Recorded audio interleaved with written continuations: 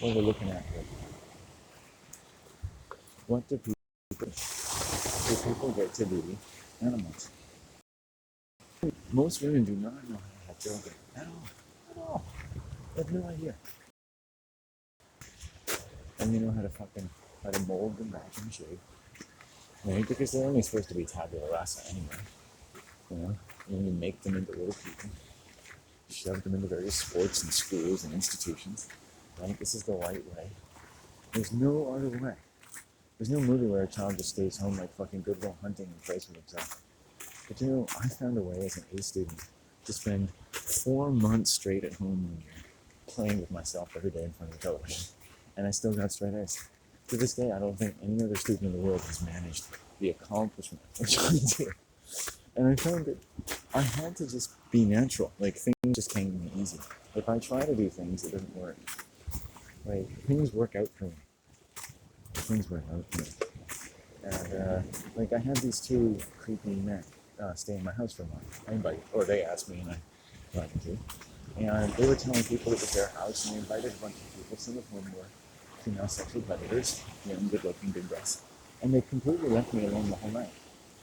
Because they didn't think I lived there, and that I owned that space.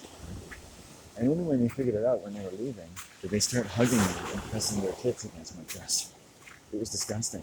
So these two liars, essentially, who told everyone it was their house, had saved me from all these sexual predators. It was amazing.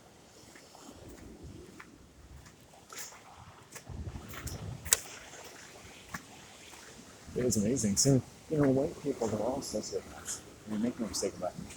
White people are all sociopaths. They are. And, you know, if you have the right ones around you, they'll cancel each other out. It's fucking amazing. You know? White people are all sociopaths. I love people with darker skin. They can live in the white world, but they're not white. It's such a big deal, isn't it? Like, when people aren't white, they're so much nicer. There's the odd white person that's nice, like one in a, 10, 20, 50,000 men who have like some kind of animal decency to them. Because what makes people good alpha males, or good beta males, or females, whatever, is being in touch with your animal nature. And the best way to do that is to be a child. The reason is that I don't have to have anything to do with children, and you don't. Children teach you something behavior. Their greatest learning environment is being a child, isn't it? I mean,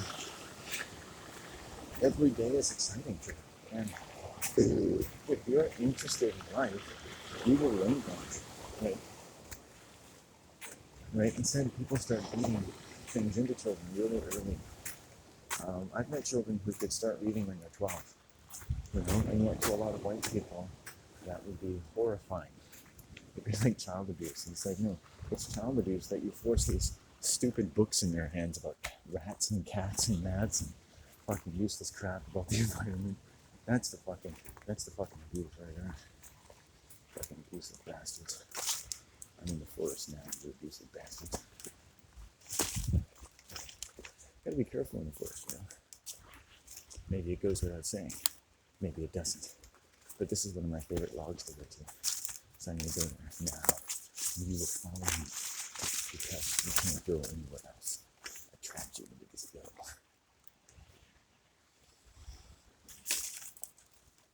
I find that when I start watching a film on Netflix, I don't do this anymore. I almost invariably have to finish watching it. Isn't that fascinating? Even if you don't like it. You hope it ends well because, like, it forces you to make an investment, doesn't it? I got my hand in my pocket. I got my hand in my pocket. Now, this is called impromptu camera logistical arithmetic, calculus, and astrophysics. I have aligned this camera to the sun and moon and stars to capture the best amount of celestial energy emanated by my Merkaba and my star tetrahedrons, which are interacting with the planetary bodies as we speak and producing the music of my spirit. You're welcome.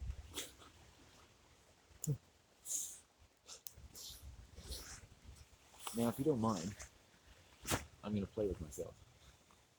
I got my hand in my pocket. I got my hand in my pocket.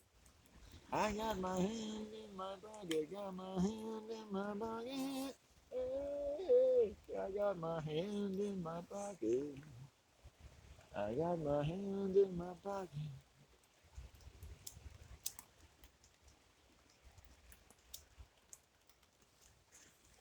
I wouldn't do this, but if somebody asked me, like, what do you do? I'd say, I'm an animal.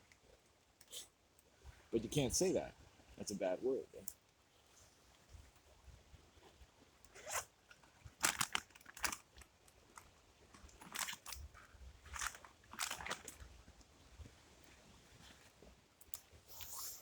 You don't tell people you're an animal, you know? You tell them you're urine economics. I like that. I gotta remember that one.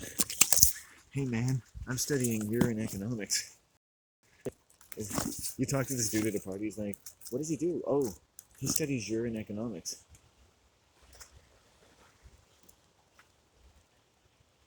He's in economics? I'm like, Jesus economics.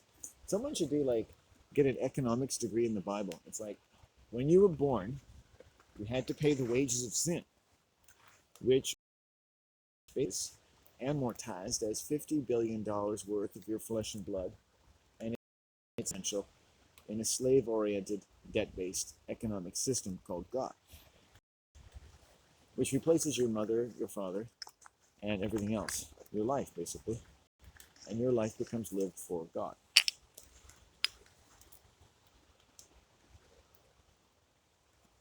Every movie you watch, every play you go to, every career, every language you learn to speak is the language of God.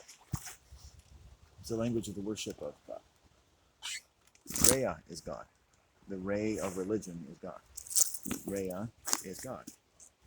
Right? Diarrhea. Okay? Diarrhea.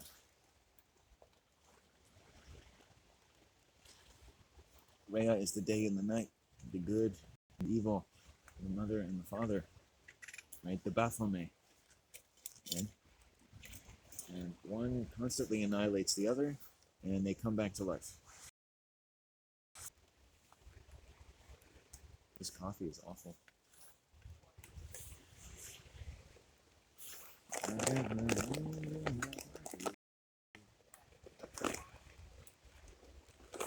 my hand in my pocket. I got my hand in my pocket. Got my hand in my pocket.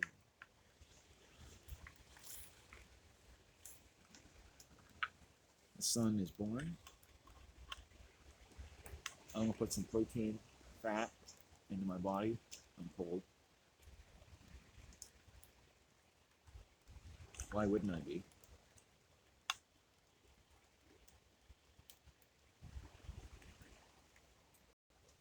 So what I was saying is that when you find the pink triangle of eternity, you have to insert the sausage of, but also make sure you cup the balls of doom.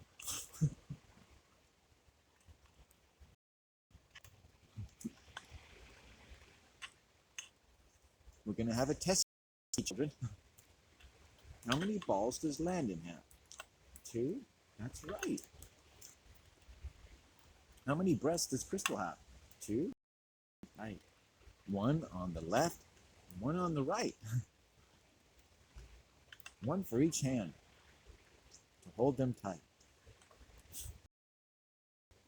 What I'd given to play with Crystal's tits. Such a strong urge, right? To mount that girl.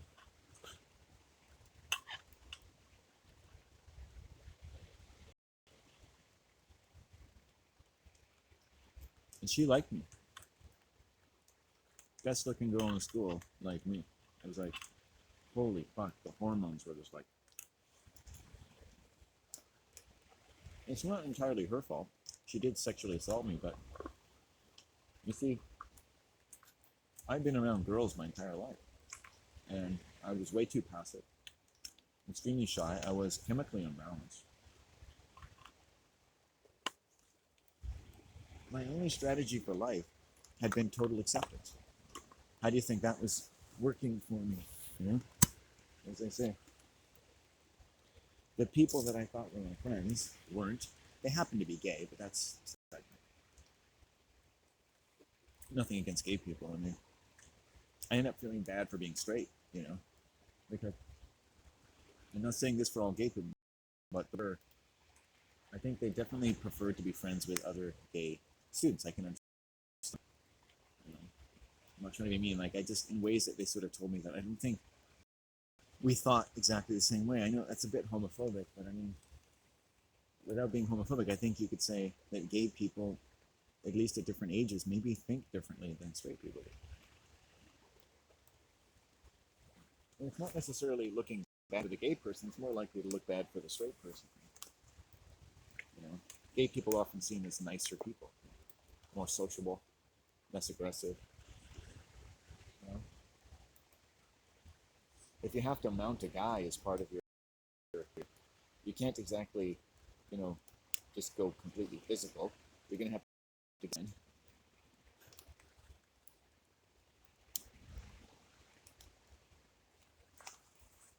I don't know how you begin to find a boyfriend in high school, like, you know, figure out who minds if you stick your dick up their ass. It's like, I really like you, Tony. I do. But what if Tony's not gay and you grab his ass and you're like, and Tony's like, dude, fuck, you just grabbed my ass, dude. Like, you want to stick your dick up my ass? Like, yes, Tony. I've never thought about that. Huh. Let's have a few beers and we'll experiment with my Colt Revolt. We'll try your ass first. Tony gets a little passive aggressive. He's a good animal. He's Italian, and he's not gay. Now he might be. Maybe members of his family are part of the gang mafia, and you kind of pick that up. So it's not really your fault. Maybe you think I'm gay. I'm gonna leave you thinking the enigma will invigorate you. You're like, he's not gay. That guy's not gay. If he is, I would do him though. He's definitely the one on top. You know what I'm saying? Bend over, Rover. What if your boyfriend was named Rover? Don't ever name your gay son Rover. Rover Doggy Style Clementine. Shit, they didn't even have a chance. You didn't give him a chance. Esquire. Well, I don't know anything about people. I don't. I don't know if I am gay. I think everyone could be a little bit gay. I don't think I'm physically gay. I'm not. I've never imagined enjoying having physical sex with another man. And I'm pretty much sure I don't want to have physical sex with a woman, which basically just leaves farm animals and this log right here. You know, so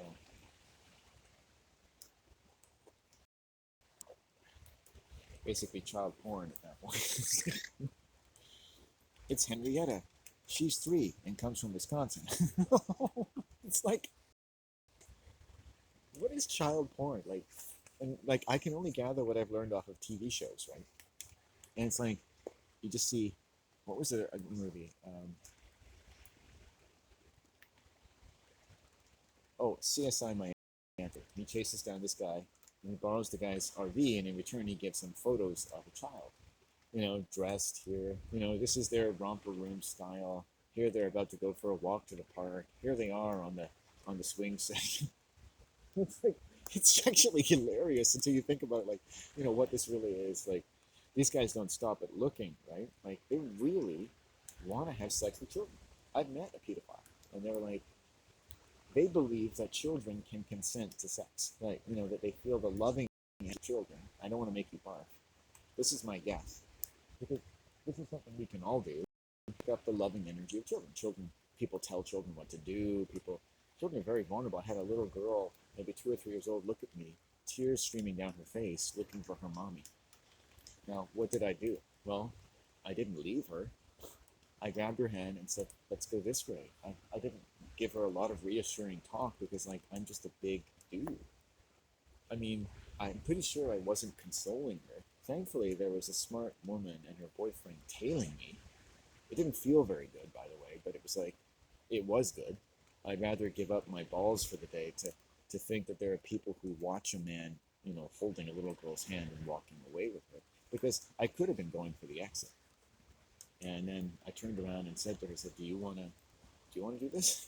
I trust you, because like you're not a predator like going, oh, we'll get her when he's done with her.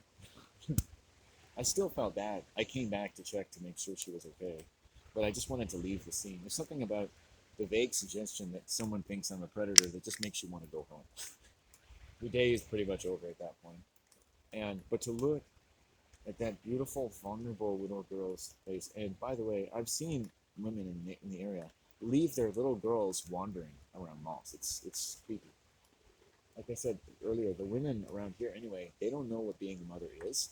And instead of leaving that as an awful condemnation, I think sometimes we need to look a little deeper about what I'm talking about here. I can't tell you, every time living in this area, anything that I've seen that sounds a bit out of the norm, I've seen it multiple times. And I'm just one person, and I'm basically a shut in. And I go out, and I'm like an owl. I see things. I keep an eye on things. I'm like an invisible security guard, right? If there's shit going down in an area, it'll probably go down around me, right? I will hear it. I will see it, right? You put me in a square kilometer of your town, and the craziest people will come up to me. And you'd be surprised who they are.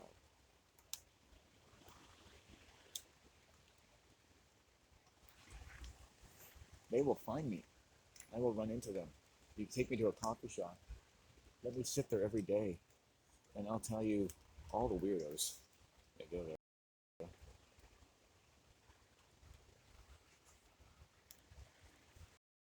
You don't go on high weirdo alert. What you have to do, and I have to do, is you have to turn off that part of your mind that assumes and enjoys reasonably well, assuming that most people are kind of just regular folks, right? I just like that we're all a bit weird on the inside, right? I go home, I watch, Japanese animation and masturbate to Candy Floss and Jujubes or something, like people are weird in their private existence. But I read Tony Robbins and I wanted to paint the east wall of every one of my homes purple with pink polka dots. Whatever the case may be. But adjusting for that, you turn that off. And other people's normal can be extremely creepy. Just in the course of getting what they want. Now think about when you're young and you're a child, and say there's a cookie on the counter, and you want something, or a cookie, or your mom has come home shopping, or your dad, or your guardian, or your homosexual love guardians, whatever it may be, right? Because as long as they're there for you. I mean, my parents weren't always there for me. If you have homosexual love guardians and they're there for you, I'm all for that.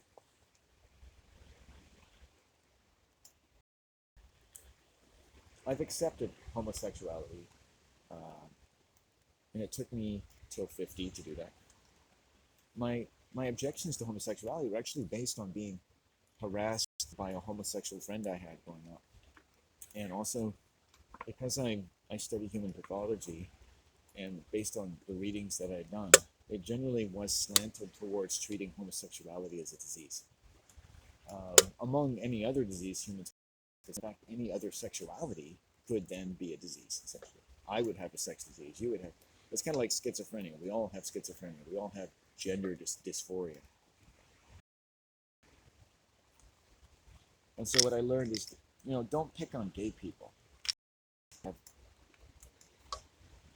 you know, non-reproductive physical sex. Like, humans have sex for fun.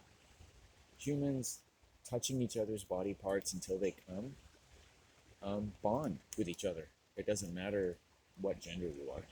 That's what people do. It's gross, if it's not you. Like, I look at even young girls and I think, I don't picture me having sex with them. I picture them having sex with some guy, and I just can't picture it. They're so fresh and tender. I can't believe that they would just, make the beast with two backs with somebody. But they're animals, right? And every girl you see has probably thought this a million times. Right? And when I was growing up, no one ever taught me that. So all these things are new to me. Like, I noticed, I've never had a girlfriend. I've noticed in my 50s that women look at me. And I think it's all the more so because they don't see me with anybody or something. I want to keep talking. I like it here. It's a good spot, eh? I'm a good talker. I'm also very pretty, and I have a giant penis. No, that doesn't feel right. I'm very poetic and philosophical, and very sensitive to your needs as a female. I'm going to write you a poem called Breasts and Nipples Are Like the Forest Where I Go to Play with Myself. And you'll read it and cry because you'll know that you'll never have me. I can't compete with forest dwelling creatures. What am I going to do?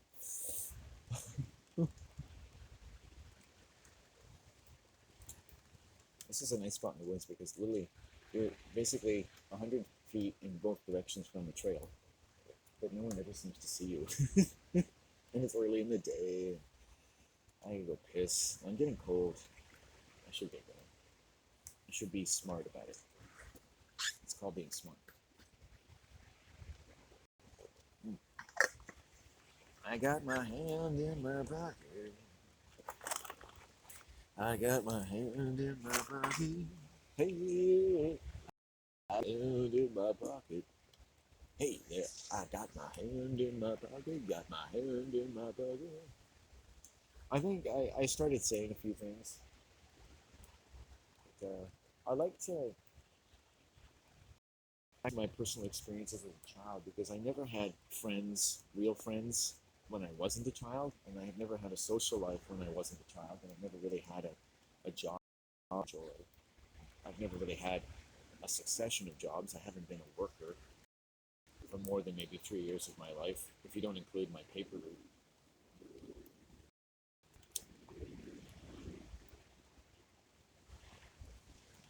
I'm a snob. Um, I don't want to get labor jobs in flower outlets because, well, I don't want to go on a construction site. Well, the construction site is easy because I don't have any skill, but other entry level labor jobs because I don't want to be around the other people there. I feel like a loser, which is what I am, and is what they are. Except they're used to it. They accept it. I've met men, into their 30s and 40s to do random labor jobs. It's just like,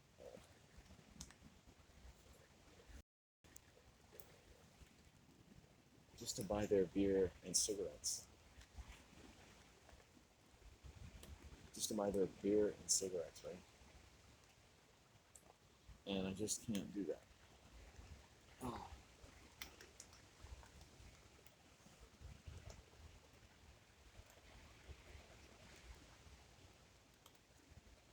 It's demoralizing.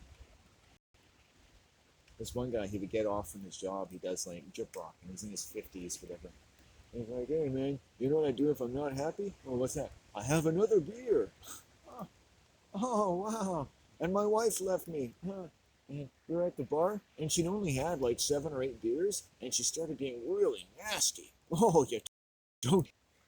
And it's like he doesn't know anything about what alcohol does to the human brain. And he really doesn't. And you don't want to, you couldn't talk to this guy about like what alcohol does to human lives.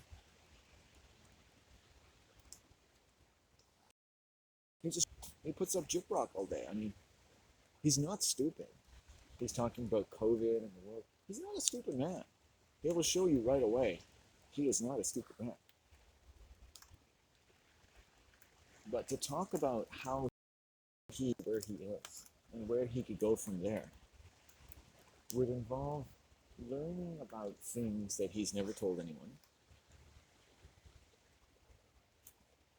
and that the telling of which would make him yearn for another life and a better life.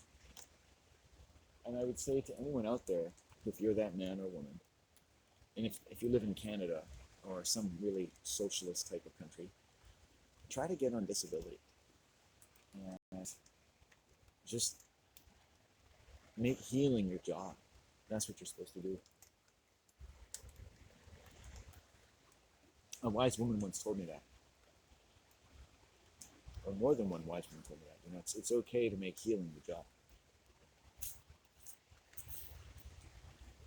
You don't hear that in the Western world very much.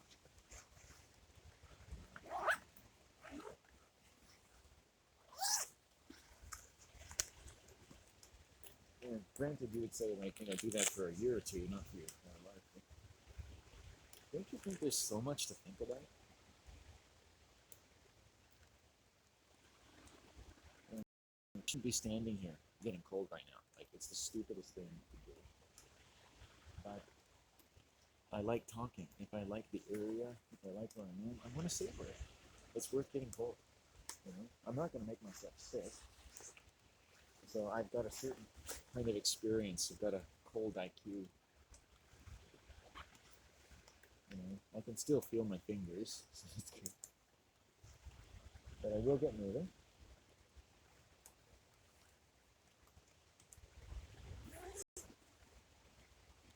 I got my hand in my pocket.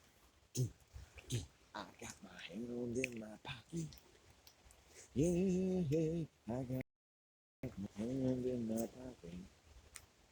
I think I'm at the time in life when I can start talking about things like I know what I'm talking about.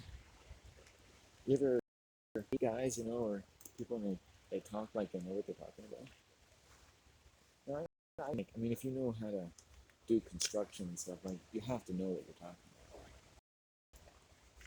Yeah. There's no debating it. But if you have a with stone or computers or numbers, engineering, metal, wood, forests, earth, suns, and basically scalpels and whatnot, you know, you have to know what you know. Right? There's no fucking two ways about it, right? I don't mean like the diagnostics part or the medication part necessarily, but in many respects as well. But there's a certain amount of fudging in the medical vernacular in terms of like what they really, really know. But when it comes down to it, doctors pretty much know their shit. And there can be differences of opinion. So, right, if we get into the realm of a layperson, so when someone tells you they're a layperson and they're talking about medical stuff, you know, you're not a doctor. It's like I just said, I'm a layperson. Right? And lay people get to talk too, even if I'm totally, totally ignorant. Sometimes it's better just to tell people you're ignorant, and then you'll know. You'll know how ignorant people are. And then I've done you a favor. You should say fucking thank you. Because people need to talk. People need to talk things out. Not everything is like getting a medical degree. Like, I'd be like, so they use a scalpel and they like fucking get to cut you and shit? Like, yeah, pretty much. Do you have to use anesthetic? I don't think I want to talk to you anymore. No, but what if they're dead first? Not as much blood, right?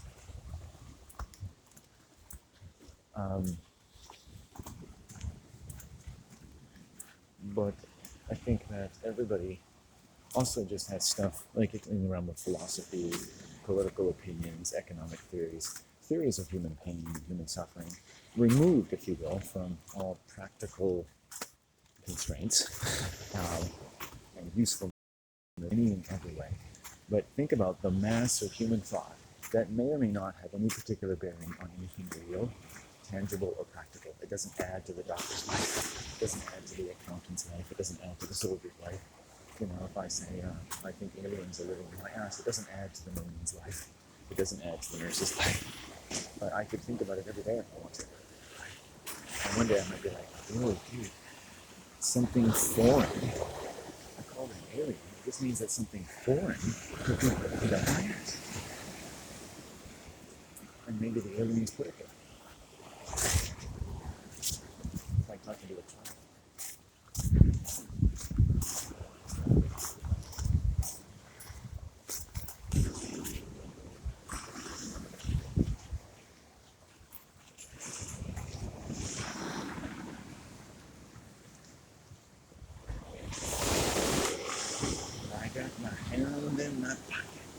boom, boom. Now the challenge is to walk along here. It's actually pretty cool. Cold, but cool. Look at that. Like that is like the misty, misty west coast.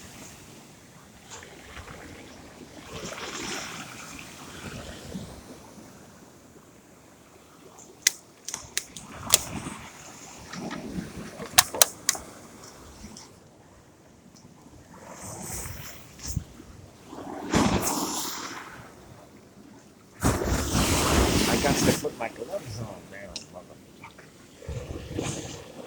I'd love to bring a black guy from Southern California up here. It's fucking cold up here. And I'd be like, yo, Captain Obvious.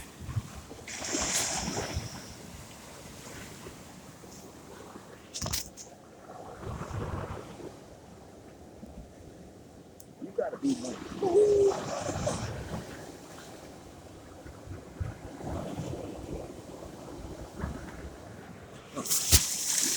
Okay. Now, I want to sound like Gregory Peck and David Attenborough in the same body at the same time, but also with some hot actress whose clitoris they can play with when they want to. Yeah. And that way, they're more independent as men. Don't need to rely upon the food chain. Imagine if you could have a wonderful life as a man and never need a vagina. Like what would that look like? That's kind of what I'd go for. No vaginas. This is the Landon Seeley story. If I see a vagina in my life, if you looked at my life history, you looked into my Akashic records, really, really look at the vivid truth of your own life in terms of genitalia. For me, if I see a vagina, right, something bad is happening. If I'm having a really euphoric time in nature, something bad that happens. Terrible, terribly bad can happen. That tells me that humans are meant to be more comfortable than they are, and may experience but sporadic and rare moments of true content, almost always attended by the conversion to the religion of human sacrifice. And that barring which, these rare experiences will never be fulfilled. And will often lead one into dangerous and difficult circumstances because there's a lot of the human mentality in whatever to be scared enough of